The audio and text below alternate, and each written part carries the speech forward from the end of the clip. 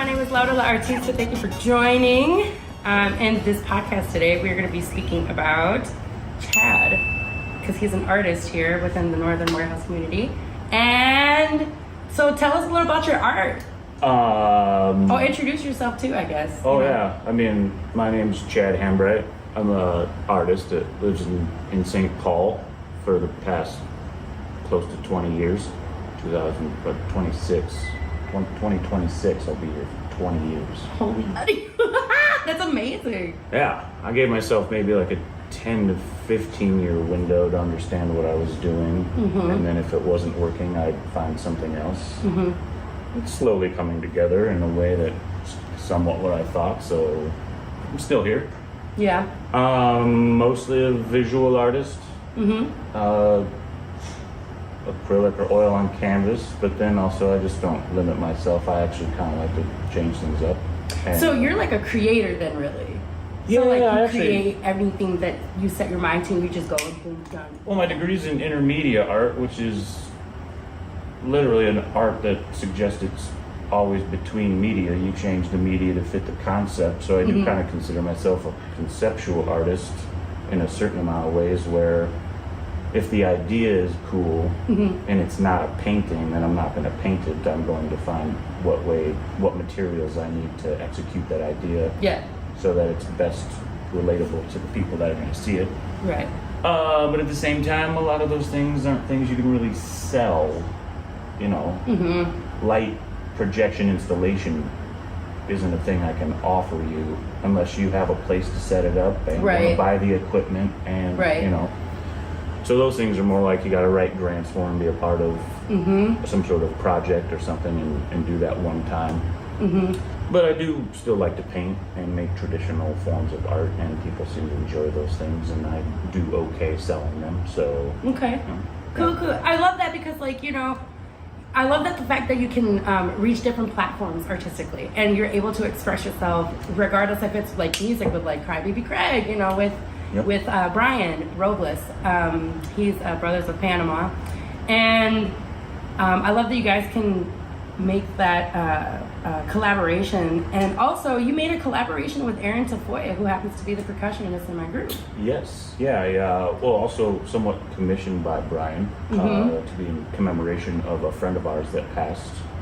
But Aaron makes through his Empowered Percussions company, makes cajon drums, and I got commissioned to paint one, which is really fun because that's, you know, I don't often, but there's an art form I don't really do. It's like 3-dimensional, like sculptural stuff. Yeah. And it felt like I was at least participating in creating something 3-dimensional. Yeah. Painting on the cajon on all the sides of it. Yeah. To create more of an object than just something on a flat surface. Right. Which is also how I like to treat paintings anyway. Like I like to paint around the edge. I like them to feel more like I'm creating an object than just an image on a surface. But usually that's just, you know, 1.5 inches or 2 inches around the side, but not a complete thing you can spin around and kind of treat as a experience just as much as, you know, seeing it from any certain angle and enjoying it that way.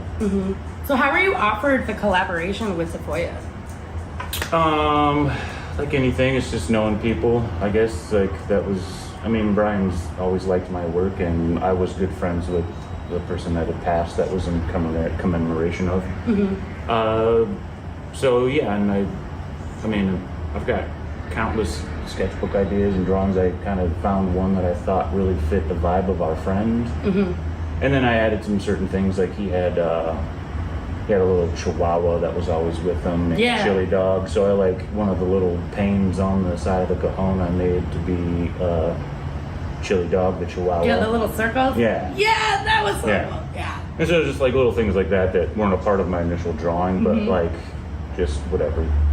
He's always got Chili Dog on his side, and then his cajon's got Chili Dog on the side, so I thought that seemed appropriate. When you were creating the piece and like you were sketching, what were your thoughts? What was your whole thought process during the thing, as far as like, were your emotions kind of running wild, or did you No, more of the thoughts process was actually just it was more about our friend was a very colorful, bold. He really liked like the old school like Santa Cruz skateboarding company kind of logo aesthetics, and so just like bold like 1980s kind of colors, just like very bold reds and oranges and yellows and colors that contrasted enough, but had that kind of feel. So I was thinking more about just the color dynamic in the way that changes up as a way that like spoke to the thing that I had seen him enjoy or like try to design or be a part of what he wanted to do for his brand.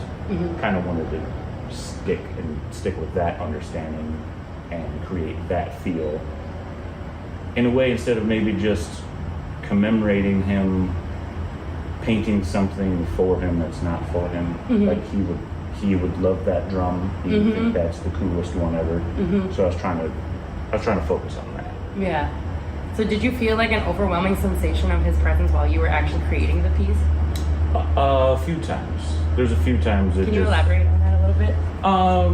Well, I mean, it's just like when there's certain moments that you create that you're just like there's something about the energy to it that like just speaks with the person you know. So like there's moments where it felt like he's also in the room kind of guiding me. There's a lot of times when especially if I'm making original drawings or just when I'm sitting there, it's more about like escaping thought and connecting to the energy in the room or the energy of the person I'm thinking of, or if I go paint in a live environment, if there's music on, the music is informing me in an indirect way that, if it's a place where I can choose the music and I want to have a certain feel, then I'll do that. But if it's out in public, it's fun to just kind of, I might have never made something like this unless these frequencies were coming through and resonating with me. And so... Oh yeah, art is very energy based for sure. So it helps to influence the mood and to be able to add your transcendence to. Well, and that's I did a series a few years back where I took just blank canvases and my paints out to Mears Park where they got a live music thing every Thursday. And I would just paint to the music of the band that was playing and the energy of the crowd. Yeah. And then I'd bring that painting back. I try to finish it in the like 3 hours that's happening. I'd bring that painting back the next week with a new blank canvas and more paints. I'd show the previous week's painting while making the new week's painting. And week after week, all those paintings, they speak to each other, but they all look very different. Right. And so that was, it was almost... But it's like a series. It's a series, but like it was like proving the point to me that the energy of that day is collected there, and the people that were there, and the experience we had. And it's always fun to like share that with people and like see how they, because a lot of people ask me about process and stuff like that. And the more I've thought about stuff when I was younger and I had definite concepts in my mind, I would go and paint those. And in the meantime, I'd have an extra side canvas and I would just do some expressive stuff and play around. And I'd invite people to come and like, I've been working on this for several months. Come see this new sweet thing I've been thinking about, executed pretty well as far as I consider. And they're like, oh sure, that's nice. What's this though? And they point to the other thing that's just no thought, just my expression of self. They'd be really enamored with that. And so it started me on a path where I started to realize there's only so much thought I really need. People are actually attracted to the vibration of other people and how they express themselves. And so if you really want to connect with people, let the thought come after the expression, not before. Because that initial expression's already got some energy to it that people are going to connect with. That's 100%. It was crazy how you were talking about, you had one painting that was artistically like expressive, just like you alone, but like you just kind of like just threw shit together. Not necessarily threw shit together, but you just kind of did the thing. And it was free expression. And there was no emotional ties to it. And you say people are more attracted to that. Do you find that it's because that is your center, that is who you are, and that's actually what people really want to see, versus you setting the intention for your paintings and you're like, this is what I want you to feel, versus like, this is how I feel, you feel how you feel. Well, and it might be somewhat of an overstatement, but I came to the conclusion, like, people don't care what I think, they care what I feel. And I think that's just true across the board in a certain sense. People don't really care what you think. They care if you're being true to yourself or like expressing yourself authentically. After that, we can come to terms on whatever differential in terms of thoughts that we have, as long as I know you're honest. If I feel like you're being dishonest and expressing yourself in a You way, can tell when people are lying to you, okay? Yeah. Like, I have seen it. Yep. You literally see people and they're like, that's so great. Yeah. Oh, you did, that's so great. no, it's not. That's not the case. Right. And like, you are literally the exact reason it is the case. You don't get to say it. Nothing, bruh. No. Oh, you're thinking too much into it. I'm like, am I though? I don't think so. It's because, you know what? It's also because we're all based with emotional intelligence. Yeah. And we know cringe when we see it. Yeah. And it's like one of those things, well, for me, especially being as an artist, like, I'm like, how are you critiquing my singing? How are you critiquing my music that I've written? Yeah. How are you engaged? Are you open with it? I can usually tell with body language. Yep. I've seen it with other performers where, like, as soon as they see someone come on stage and they're not as exciting and they're boring and blah, blah, blah, whatever, they slouch. Yeah. And they're like, this is cool, it's chill, whatever. And then Well, as soon as somebody else comes on stage and they're fucking full of energy, boom, it's like, wow, they awaken, they're there with the energy. People relate to energy, and energy is that's what creates art. Exactly. For real. Yep. So, yeah, you could tell who's lying. Lying asses. Anywho. And so, yeah, people ask me, like, what's your inspiration or something? I'm like, honestly, just living is my inspiration. Like, the fact that you can do anything you want, really, any single day. Like, every new day is a new chance for some new understanding. Why isn't that exciting enough to, like, make a mark on a page and see how that feels, express myself about that enjoyment of just being here? That's what you do when you make art is, well, you know, if you just directly translate it from, like, thou art, that's what you are. You are creating. You are a creator. That's the understanding of existence.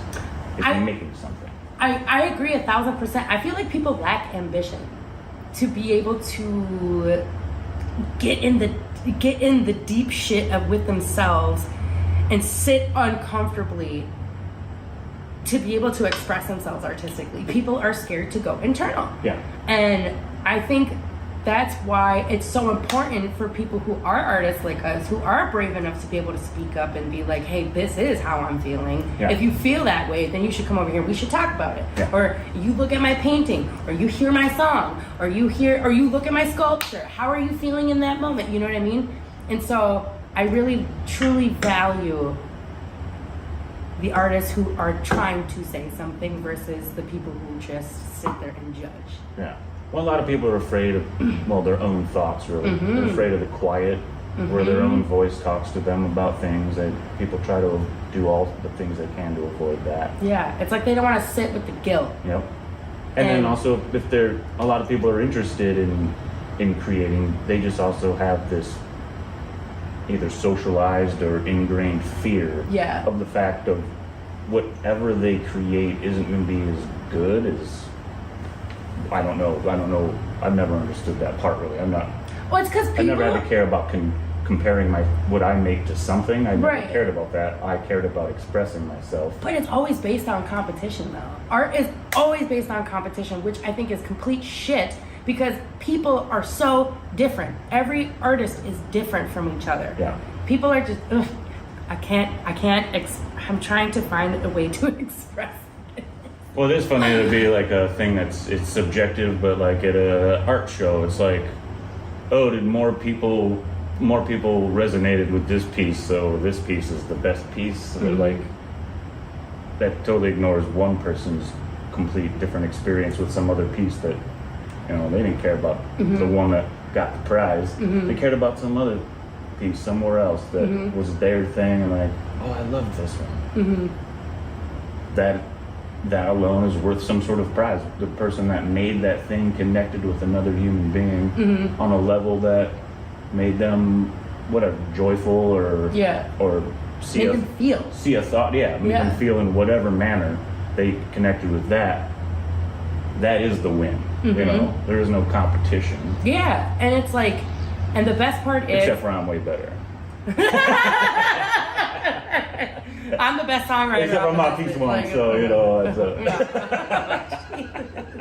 it's fucking phenomenal. No, seriously. No, your art is super fucking fantastic. And I actually really love your art too because it's so intricate, but it has this ornate like kind of texture to it, and it's still repetitive, but it still has its own heartbeat in each section.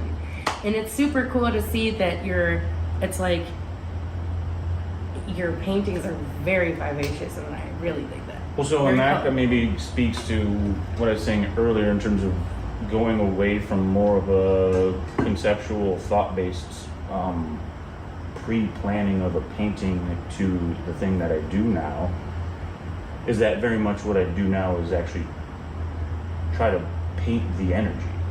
Like you could call it like understanding of like string theory or like the vibrational universe, and literally want to like show people the environment is vibrating all around us, and this is as best as I can capture the understanding of showing you what it would be like to see what you feel. That's the idea. And within that you need like a nice understanding of spacing and a certain amount of like they say like there's no two snowflakes that are the same. Try to literally create things that are like line work and texture that are all similar, but no two are ever the same. Like cheetah print. Yeah. But for real, everything is different. And then every also spot the is lines different. I'm making are also sometimes supposed to be the thing that isn't made. I'm carving out the negative space instead of drawing a line. And so within that, you get the play of the vibration where like, am I supposed to pay attention to the mark made or the thing that's next to the mark made?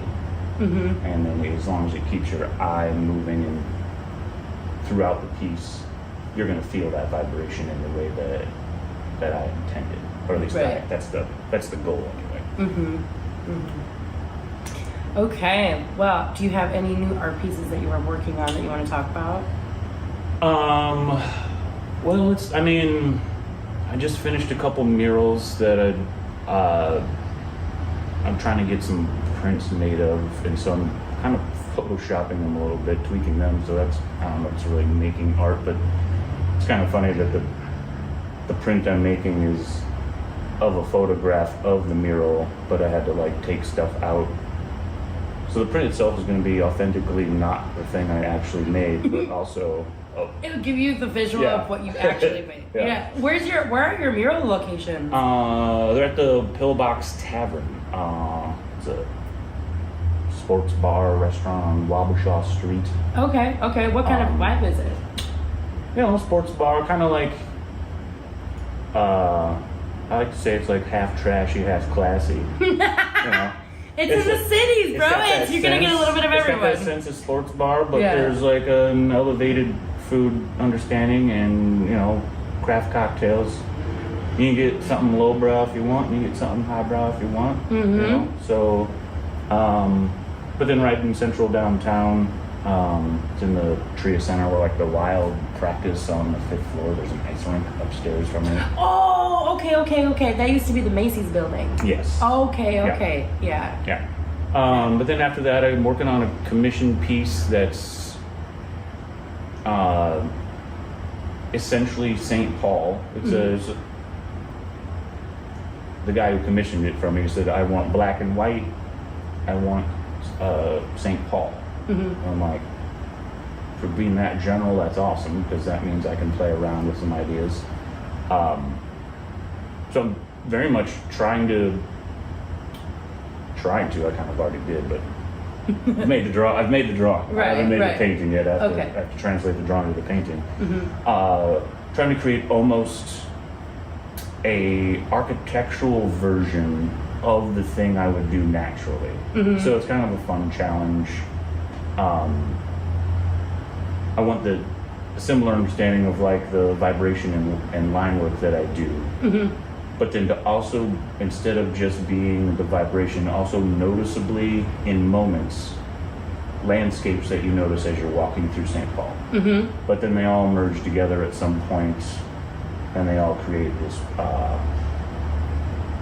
a piece where if you see it, you're going to be engaged by it just because of its vibrational understanding of Mm-hmm. how the thing plays out. But if you know what those structures are, if somebody shows you, you will never see it the same way as you saw it the very first time you saw it. Right. So it's gonna be one of those paintings, almost like a, what is that character? Where's Waldo?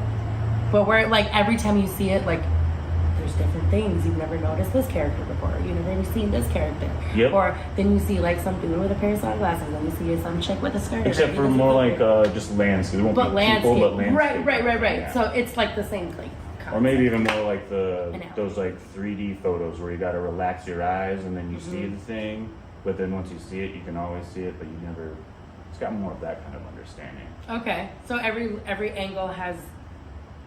So I'm trying to visualize It's like it. you won't like it. It's just one of those like I'm trying to think of how like with some sort of similar understanding of that. Okay.